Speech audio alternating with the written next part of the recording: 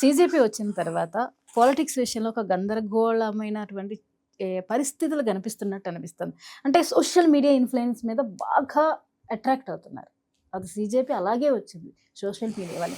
మరి social media influence రాజకీయాలు అని కంపేర్ చేస్తే సోషల్ మీడియా ఇన్ఫ్లుయెన్స్ ఉంటే పొలిటికల్గా సక్సెస్ అనేది సాధ్యమవుతుందా? పాలిటిక్స్ని సోషల్ మీడియా రూల్ చేస్తుందా? అంటే ఇదొక దుర్మార్గమైనటువంటి అంశం ఇది. అంటే ఇప్పుడు మనం మాట్లాడుతున్నది ఎట్లా ఉందంటే సోషల్ మీడియా డిసైడ్ చేస్తుంది ప్రతిదీ. సోషల్ మీడియాలో ఎన్ని హిట్స్ వచ్చాయి. అసలు కాక్రోచ్ జనతా పార్టీ పుట్టినరోజు నుంచి కూడా నేను ఒకటే ఆర్గ్యుమెంట్ చెప్తున్నాను. వాళ్ళు ఏమంటారంటే బీజేపీకి ఎంతమంది ఫాలోవర్స్ ఉన్నారు, సీజేపీకి ఇంతమంది ఫాలోవర్స్ ఉన్నారు. బీజేపీ కంటే సీజేపీకి సోషల్ మీడియాలో ముఖ్యంగా ఇన్స్టాగ్రామ్లో ఎక్కువ మంది ఫాలోవర్స్ ఉన్నారు అంటారు. అది పెద్ద చర్చ కదా. అసలు బేసికల్లీ దీన్ని నేరేటివ్ వార్ ఇది యాక్చువల్లీ. నిజంగానే సోషల్ మీడియాలో ఎక్కువ ఫాలోవర్స్ ఉన్న వాళ్ళే రాజకీయాలు నడపాలి అని అంటే ఓకే, నేనేం చేస్తానంటే అండి 100 కోట్లు మెటాకి ఇచ్చేస్తా, వాడు నాకు 100 కోట్ల హిట్స్ ఇచ్చేస్తాడు ఈజీగా. నేను చెప్తున్నాను కదా, 1000 కోట్లు ఇచ్చేస్తామండి, అయిపోయింది, కథం, నేనే గవర్నమెంట్ ఫామ్ చేస్తాను. వై? సోషల్ మీడియా ఫాలోవర్స్ కాదండి లెక్క ఎప్పుడు కూడా. ఇప్పుడు నిజంగానే అభిజిత్ దిప్కేకి విపరీతమైన, కాక్రోచ్ జనతా పార్టీకి విపరీతమైన హిట్స్ వచ్చాయి అనుకుందాం. నేను ఇప్పుడు చెప్పను, మీ ముందర అనాల్సిన అవసరం కూడా లేదు కానీ, బట్ స్టిల్ ప్రజలకు తెలియాలి కూడా చెప్తున్నాను. సన్నీ లియోన్కి ఈయనకంటే 10 రెట్లు ఎక్కువ ఉంటారు ఫాలోవర్స్. I'm telling this. నేను చూడలేదు అసలు, నేను జస్ట్ పైన చెప్తున్నా, ఖచ్చితంగా ఉంటారు. ఆమెను చేద్దామా ప్రధానమంత్రిని? విరాట్ కోహ్లీకి ఈయనకంటే ఎక్కువ ఉంటారు. విరాట్ కోహ్లీ గొప్ప cricketer, no doubt about it. Virat కోహ్లీని ప్రధానమంత్రిని చేద్దామా? మన దేశంలో, మన రాష్ట్రంలో ఇదే వీళ్ళ నాయకులు చెప్పేవాళ్ళు కదా. చిరంజీవి గారు ఉన్నారనుకోండి, చిరంజీవి గారికి లక్షలాది జనం వస్తారు. ఏ ఇంటికి వెళ్ళినా కానీ చిరంజీవిని అభిమానించని యువతరం లేదు ఆ రోజుల్లో. అయితే ఈ రోజులో ఇంకొంచెం తగ్గవచ్చు అవ్వచ్చు కానీ, బట్ చెప్తాను, ఈ రోజు అల్లు అర్జున్ ఉన్నాడు అనుకోండి, అల్లు అర్జున్కి విపరీతమైన ఫాలోయింగ్ ఉంటుంది. అల్లు అర్జున్ ప్రధానం చేసేద్దాం, మరి అల్లు అర్జున్ ముఖ్యమంత్రిని చేసేద్దాం. మరి ఎందుకు ఇదంతా రాజకీయాలు ఎందుకు, ప్రక్రియ ఎందుకు? వీళ్ళందరూ రెడ్ బుక్ రాజ్యాంగం పట్టుకొని తిరుగుతారు కదా వీళ్ళు. మరి రాజ్యాంగం అక్కర్లేదా? ఇంకా రాజ్యాంగం చెప్పింది ఏంటి అని అంటే, ఎవరైనా సరే ప్రజలు ఓట్ల ప్రక్రియ ద్వారా ఎన్నికై వచ్చినవాడు, వాడికి అర్హత అంటే ఎడ్యుకేషనల్ క్వాలిఫికేషన్ కాదు, సోషల్ మీడియా కాదు, ఎంతమంది నిన్ను చూస్తున్నారు, ఎంతమంది మిమ్మల్ని ఫాలో అవుతున్నారు కాదు. అంటే ఇప్పుడు ఎడ్యుకేషన్ క్వాలిఫికేషన్ అనే దాని మీద కూడా చర్చ నడుస్తుంది. అన్నిటికీ ఎడ్యుకేషన్ క్వాలిఫికేషన్ ఉంది, కానీ రాజకీయ నాయకులకి లేదు. అసలు చదువుకున్న వాళ్ళు ఉంటే దేశం బాగుపడేది అనే ఒక దీని మీద చర్చ అయితే నడుస్తుంది. అవసరం లేదా ఒక దేశాన్ని పాలించే వాళ్ళకి ఎడ్యుకేషన్ క్వాలిఫికేషన్ అవసరం లేదు అన్నదాన్ని మీరు అంటే ఒక్కటి అడుగుతాను నేను ఇప్పుడు. కరెక్టే, మీరు అన్నది కరెక్టే. ఎడ్యుకేషన్ క్వాలిఫికేషన్ లేకపోవడం వల్ల విషయాల పట్ల అవగాహన ఉండదు అనే వరకు నేను దీన్ని యాక్సెప్ట్ చేస్తాను. విషయం పట్ల అవగాహన లేనితనం వల్ల నిర్ణయాలు తీసుకోలేము అనేదానికి ఒక అంశం, నేను వ్యాలిడ్ ఆర్గ్యుమెంటే. But the point is, educational qualification వల్లనే వీడికి అవగాహన వస్తుంది అనుకుంటే పొరపాటు. డిఫరెన్స్ ఉంది దీనికి రెండుకి.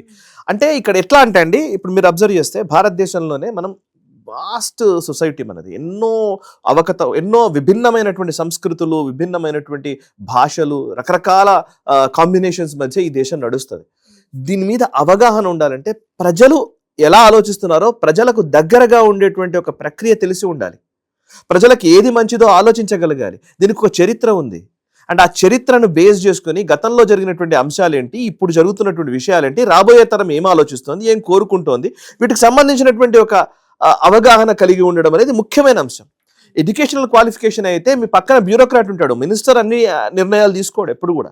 మన సిస్టమ్ అలా బిల్డ్ చేసాం మనం. సిస్టమ్ ఎంత గొప్ప సిస్టమ్ బిల్డ్ చేసుకున్నామంటే, ఒక మినిస్టరే విషయం పట్ల అవగాహన ఉండాల్సిన అవసరం లేదు. ఆ పక్కన ఉన్న బ్యూరోక్రాట్ ఉంటాడు, ఐఏఎస్ ఐపీఎస్, ఆ ట్రైన్డ్ బ్యూరోక్రాట్ ఉంటాడు, అతను పాలసీస్కి సంబంధించినటువంటి నిర్ధారణ చేసి తీసుకొస్తాడు.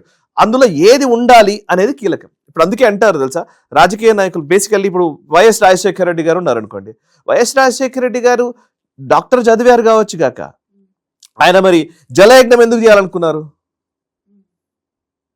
ఓకే, ఆయనకు ఇరిగేషన్ డిపార్ట్మెంట్ మీద అవగాహన లేదు కదా, ఆయన మరి సివిల్ ఇంజనీర్ కావాలి. అంటే ఇప్పుడు వీళ్ళ ఉద్దేశం ఏంటంటే, ఈ సోషల్ మీడియాలో మాట్లాడుతున్న వాళ్ళు ఏం చేస్తున్నారంటే, ఏ కేంబ్రిడ్జ్లోనో చదువుకొని వచ్చినవాడు, లేకపోతే ఏ బాస్టన్ అంటున్నారు కానీ, ఏ ఎంఐటీలోనో చదువుకొని వచ్చినవాడు, ఇప్పుడు మనం క్వాలిఫికేషన్ లెక్క అయితే ఏ క్వాలిఫికేషన్ లెక్క ఉండాలి అంటే, డిగ్రీ ఉండాలా, పీజీ ఉండాలా, లేకపోతే పిహెచ్డి చేసి ఉండాలా?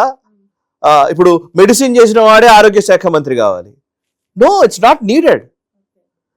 అవగాహన బేసికల్, అందుకే దాని ఎక్స్పర్టీస్ టీమ్స్ వేరే ఉంటాయి. Hmm. మేబీ అది యాడెడ్ అడ్వాంటేజ్ అవుతుంది, అంతేగాని నాకు క్వాలిఫికేషన్ అనేది యాడెడ్ అడ్వాంటేజ్, బట్ అది మాత్రమే అర్హత కాదు. నేను ఇప్పుడు ఈ దేశంలో చెప్తాను, నేను మన దేశంలో సుప్రీంకోర్టు అడ్వకేట్లు ఉన్నారు ఒకరిద్దరు, వాళ్ళు కసబ్కి కూడా మేము వాదిస్తామంటాడు వాడు.